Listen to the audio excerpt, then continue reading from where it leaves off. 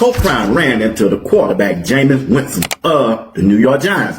And Coach Prime said, hey, I need you to look out for my boy. And Jameis Winston came out with a message. Don't you worry. I'm on him. I'm texting him. I'm doing everything I can to get him right. And also to be a big time CEO. Let's listen to the conversation of Jameis Winston or what he had to say to Coach Prime about Shedeur Sanders. Jameis Winston. Good. We're gonna dial him up. Yeah. You know, coaches, the tag was there with him, so I put tag on the phone with Shedeur. So. I'll probably pick Shedeur over him. I'm just saying, like, Shedeur is the one that's giving him these opportunities on the football field, and I think what he is doing in that conference is more electrifying, because I remember growing up and watching Colorado, and as a quarterback, for you to change the whole culture of your team and to go out there and put in great games. I love how 12 has been soaking up knowledge from his mentor, Jameis Winston. I'm not really looking at the numbers, I'm looking at the wins. You know, so that achieves everything. You know, I talked to Jameis like a couple weeks ago, and then he went crazy. He threw for some crazy yards, but he was like, nah, bro, like, the most important thing is the wins, you know, and having that guidance, having that knowledge, you know, from a vet like him, it truly like helped me understand, you know, a little bit more, you know. I always knew, of course. Yo, hold up, because what just went down between Jameis Winston and Coach Prime is absolutely insane. Stick around, because what Winston's really building goes way deeper than you think. So, don't skip a single second of this video, and if this story touches your heart, give it a like, subscribe to the channel, and let us know in the comments. Where are you watching from? Let's begin. This wasn't luck. This wasn't coincidence. This was intentional, because moments like that don't just happen in the NFL. Not between people who've lived this game, survived this game, and paid real prices to stay in it. When Jameis Winston and Coach Prime crossed paths, that wasn't small talk. That wasn't a quick, yeah, I got you, exchange you forget 5 minutes later. That was two football minds, locking eyes and understanding exactly what was being asked and exactly what was at stake. See, Coach Prime didn't say, hey, give my son some advice. He didn't ask for a favor. He said, I need you to look out for my boy. That's different. That's a survival request. That's a father who knows how fast this league chews young quarterbacks up and spits them out. And Winston didn't hesitate. He didn't brush it off. He didn't smile for the cameras. He pulled out receipts, texts, voice notes, proof that this thing was already in motion. And that's when it hit me, this wasn't mentorship. This was protection. We throw the word mentor around way too casually in football. Most of the time, it's just a vet saying, keep your head down, work hard, generic stuff, safe stuff. But what Winston stepped into here, that's different. That's a builder. That's someone saying, I'm not letting you walk into this league blind. I'm not letting you learn everything the hard way like I had to.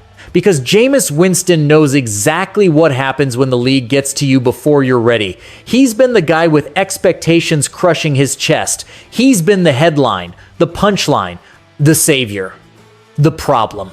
He knows how thin the margin is between franchise quarterback and cautionary tale.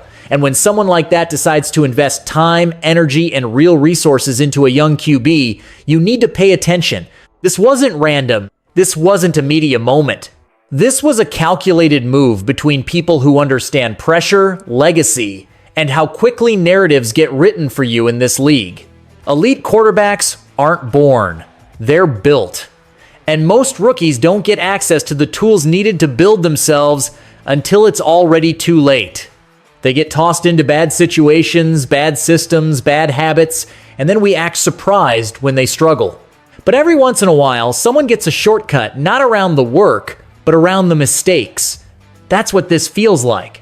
A veteran stepping in early, before the league hardens you, before the noise gets loud, before the confidence cracks. This is about structure, about mindset, about learning how to think the game before the game starts thinking for you. That's how you survive Sundays. That's how you lead grown men. That's how you become more than just an arm. And that's why this moment matters. Because when a young quarterback gets veteran-level preparation before the NFL gets its hands on him, everything changes. So here's the real question, and it's the one that drives everything from this point on. What happens when a quarterback enters the league already protected, already guided, already thinking like a CEO before the league ever gets the chance to break him. That's where this story really begins. Walking into the NFL as a young quarterback isn't like getting drafted into a team. It's like getting dropped into a fire and being told to build a house while it's burning. And that's why I need everybody to slow down for a second, because the way people talk about quarterbacks is always the same. It's either hype or hate. He's the savior, or he's a bust. No patience, no context, no understanding of how fragile this position really is. And in a place like Cleveland, or any franchise that's been spinning at quarterback for years, that fire burns hotter. Because here's the truth. Talent alone doesn't secure trust. Not in this league. You can have a cannon for an arm, you can throw a pretty deep ball, you can light up college defenses, and still walk into an NFL locker room where grown men are looking at you like, okay, but can you lead us when it's ugly? That's what this is. Quarterback isn't just playing football. Quarterback is command. Quarterback is credibility. Quarterback is walking into a room full of millionaires and making them believe you're the guy who can take them somewhere. And the wild part?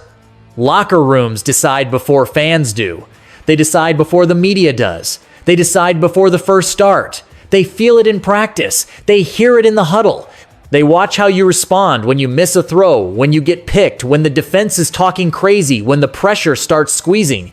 And if you don't have that, you don't last. Period. Meanwhile, the media narratives form fast and they stick. One clip, one quote, one anonymous source. And suddenly, you're labeled too cocky, too young, not mature, not a leader. And then everything you do gets filtered through that label. You complete a pass? Well, it's just one throw. You miss a read? See, we told you. That's how this league eats quarterbacks alive, not just with defenses, but with storylines. Now, here's where this situation starts to feel different. Because for once, this quarterback isn't walking in alone. And I'm not saying he's guaranteed anything. I'm saying the environment around him is already shifting in a way we don't usually see this early. Veteran respect is forming early. That matters. A veteran quarterback choosing to invest in you before you've even proved yourself? That's not normal. That's an endorsement inside the quarterback room, the most guarded room in the building. Quarterbacks don't just hand over their routines, their mental process, their preparation habits like it's nothing. That's earned. And somehow it's already happening ahead of schedule. And then you've got defensive leaders paying attention. Let's be real, defenders don't hand out compliments for free. Defensive stars are the first ones to sniff out fraud because they've seen everything. They've lined up across from elite. They've watched pretenders crack. So when guys on that side of the ball are already watching closely, speaking up, backing him, that tells me the locker room isn't treating him like a random kid walking in with a famous last name. They're seeing something they can respect. And the biggest difference of all, preparation is happening early, before training camp pressure, before the first time he gets hit and everything speeds up, before the first headline tries to twist the story. He's getting structure before chaos. He's getting guidance before doubt. And that's rare. So no, this isn't just another prospect. This is a quarterback walking into a fragile situation with something most young QBs never get. Organizational gravity, energy around him, belief already forming, people already leaning in. And I'll leave you with this because it's the line that sums up the whole chapter. Most quarterbacks fight to earn belief. Some arrive with it already building. Now the question is, why is it building so fast? And who's already trying to tear it down? They called him unproven. They called him too young. They called him the problem. And if you've watched this league long enough, you already know how this story usually goes. A young quarterback walks in, and before he even gets a real chance to breathe, the labels start flying. Not from teammates, not from coaches in the building, but from the outside. From people who don't have to answer to a locker room. From people who don't have to take a hit on 3rd and long. From people who turn one clip, one quote, one facial expression into a full-blown narrative. That's the dangerous part of the NFL. Not the speed, not the schemes, the stories. Because media skepticism doesn't wait for film, it doesn't wait for growth, it doesn't wait for context, it feeds on age, on confidence, on tone. If a young quarterback speaks with belief, he's cocky. If he's quiet, he lacks leadership. If he corrects a teammate, he's hard to coach. If he stays calm under pressure, he doesn't care enough. It's a no-win game, and we've seen it end careers before they ever really start. And let's be honest, a lot of these analysts, they're chasing engagement, not truth. Hot takes travel faster than breakdowns. Doubt gets clicks. Controversy gets shared. So narratives get built faster than film study ever could. A few practice clips leak, a rumor hits social media, and suddenly there's a full personality profile attached to a quarterback who hasn't even had a fair shot yet. That's how young QBs get buried. Not by defenses, by discourse. But here's where this situation flips on its head. Because while the noise is loud on the outside, something very different is happening on the inside. And this is the part people keep ignoring. Locker rooms don't care about your Twitter mentions. They don't care about talk shows. They care about presence, accountability, consistency. They care about whether you show up prepared, whether you own your mistakes, whether you speak up when something's wrong, whether you stay the same guy when things go bad. And the people who actually share the field with him, they're not echoing the noise, they're pushing back on it. You've got teammates defending his leadership, talking about intelligence, talking about how he communicates, how he holds himself and others to a standard. That matters.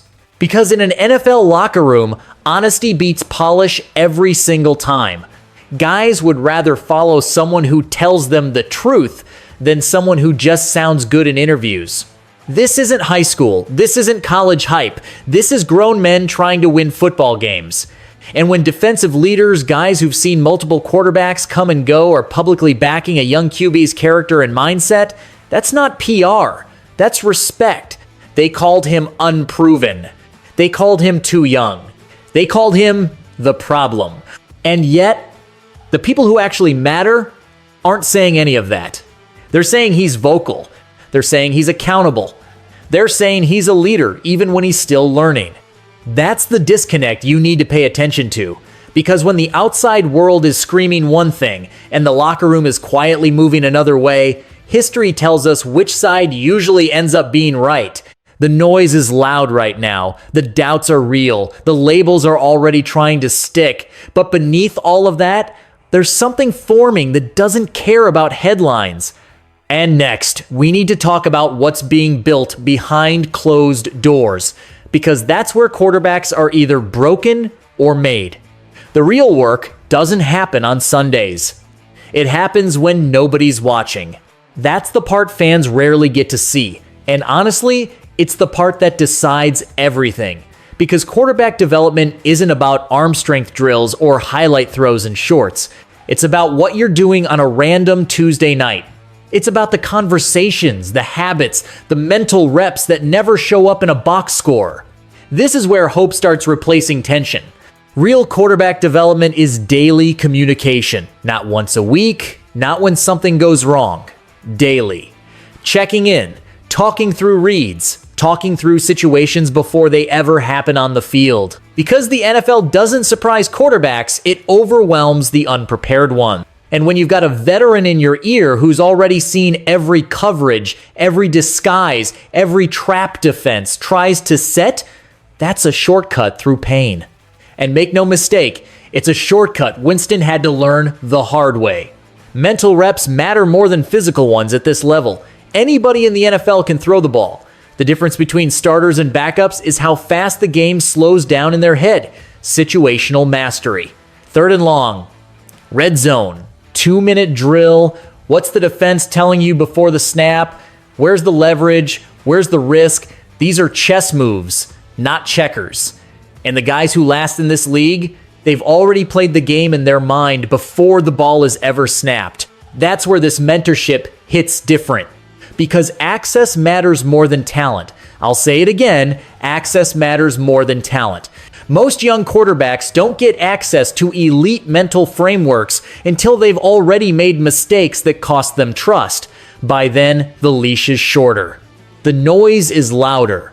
The patience is gone. But when a quarterback gets that access early, when he's being taught how to think, not just how to throw, that's when development accelerates. And accountability culture is the final piece. This isn't about coddling. This isn't about protecting feelings. This is about being honest when something's wrong and fixing it fast. Great mentors don't just hype you up, they challenge you. They correct you. They hold you to a standard because they know what happens when standards slip at this position. That's the CEO quarterback blueprint. Leadership isn't yelling, it's preparation, decision-making under pressure, emotional control when the pocket collapses and everything speeds up. It's knowing when to take a shot and when to live for the next play. It's understanding that your body language affects 52 other men in that huddle. Those are CEO traits, and those traits are built long before kickoff. Early structure prevents later collapse. We've seen this movie too many times. Talented quarterback walks in raw, gets thrown into chaos, confidence cracks, mechanics slip, and suddenly everyone's asking what went wrong. Nothing went wrong.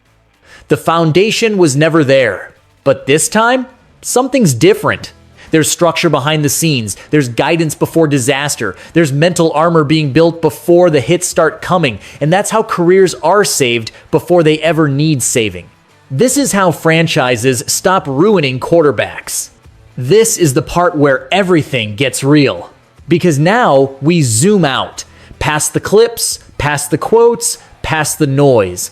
And we ask the questions that actually matter, the ones franchises are terrified of answering honestly. What happens if the organization commits? Not halfway, not with words, with actions, with protection, with patience, with a real plan. What happens if support finally matches talent instead of testing it? What happens if, for once, history doesn't repeat itself? Because we've seen this pattern before. Not as a guarantee, as a blueprint. A veteran bridge steps in. Trust forms early. Structure replaces chaos. Growth follows. That's not fantasy. That's football. Think about it. Alex Smith gave way to Patrick Mahomes, but more importantly, he gave him time. Jalen Hurts didn't take off until the Eagles committed to building around what he did well, instead of trying to force him into something he wasn't.